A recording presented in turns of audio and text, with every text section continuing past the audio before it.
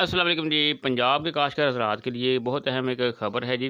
तो इस वक़्त जो पंजाब के गंदम के काश्तकार हज़रात हैं ख़ास तौर पर, वो आपको पता है कि बहुत ज़्यादा परेशान हैं।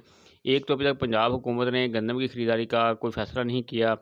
उसके साथ-साथ जो कीमत का मसला बना हुआ है, आपको पता है कि मंडियों के अंदर जो है इस वक़्त है वो बहुत कम कीमत किसानों से जो है वो देकर गंदम जो है वो ली जा रही है। तो किसान इस हवाले से सरापा एहतजाज हैं। तो केपी की हुकूमत की तरफ से जो है वो पंजाब काश्तकारों के लिए जो है वो एक ऐलान किया गया है कि जो केपी की हुकूमत है वो साल 2024 के लिए जो है वो टारगेटेड जो है वो 6 लाख टन गंदम खरीदने जा रही है। अगर उसका टारगेट पूरा नहीं होता तो फिर वो 3,900 रुपये पर 40 केजी यानी कि 3,000 रुपये मन के हिसाब से पंजाब के काश्तकारों से जो है वो गंदम खरीदेगी। तो ये मालूमात जो हैं ये सूबाई वज़ीर ख़ज़ाना मुज़म्मिल असलम साहब ये हैं उन्होंने की हैं कि क्योंकि गंदम खरीदारी के हवाले से जो है वो एक अहम जो है इजलास हुआ, उसमें ये फ़ैसला किया गया है कि अगर केपी के हुकूमत का गंदम खरीदारी टारगेट पूरा नहीं होता तो वो पंजाब के काश्तकार हज़रात से जो है वो गंदम जो है वो खरीदेगी।